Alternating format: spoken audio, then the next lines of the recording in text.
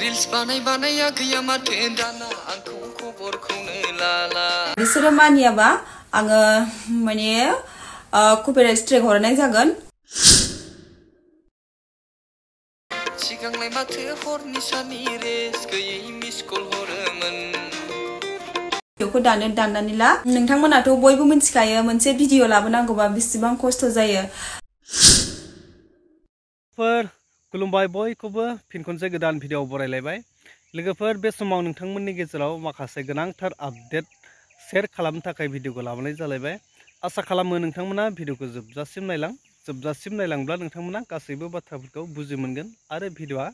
जोबोद माने important update जागोन आरो थारैनो नोंथांमोना ससे इन्ट्र भिडिअ आरो थाम्बनेल टाइटेलखौ नायनानै एसेब्लाबो हमनो हाखाबाय भिडिअआ मानि सायाव जानो थांगासिनो लोगोफोर बावैसो साननैसो सिगां जोंहा कनजिता बर' आब' बिथाङा मोनसे भिडिअ मिउजिक भिडिअ रिलिज खालामदोंमोन जे गावनि चेनेलनि गेजेरजों माने एलबाम मोनसे रिलिज होदोंमोन जाय एलबामा दा गोबां माने अनसायजागासिनो आरो बेनो फार्स्ट टाइम कनजिता बर'नि जे एलबाम बानायनाय बेनो फार्स्ट टाइम मा होनो कमेडियान सासे एक्टर दंमोन ना बर'नि शर्ट मुभि बानायग्रा दैदेनवारि बिथांजों बानायनाय आरो रिल्स बानाय आगैया होननाय बे मेथाइखौ गोबां मानसिफ्रानो डाउनलड खालामनानै गावबागाव चेनेलाव माने आपल'ड खालामदों आरो दा बेखौ लानानै कनजिता बर'आ खावलायदों मानसिफोरखौ बिनि सिगां नोंथांमोननो नैबे कनजिता बर'आ मा खावलायखो नोंथांमोननो नैबे भिडिअ क्लिपखौ होनो नागिरदों नायनानै लाग्रो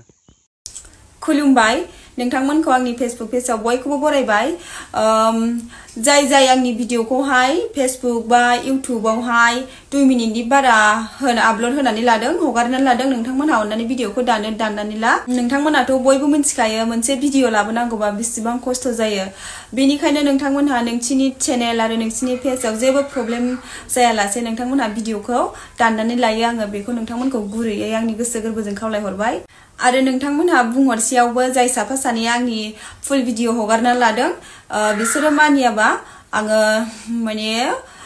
कपिराइट स्ट्राइक हरनाय जागोन अन्नानैहाय नोंथांमोनहा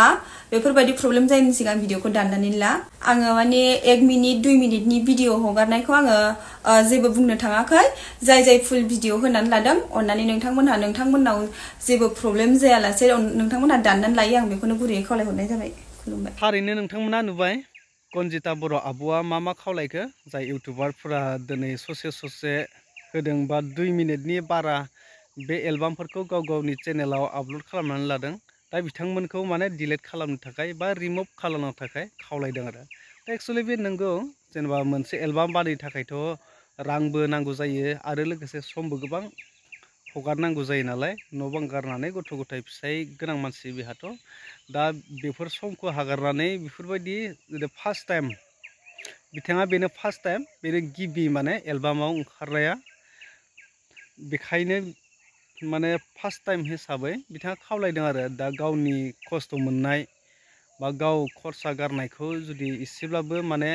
मुलखौ मोनफिनाबा एसेबाबो मुल्यखौ मोनाब्ला दा माने गोबां साननांगौ जायो गोबां दुखु जायो आरो दा बेखायनो खावलायदों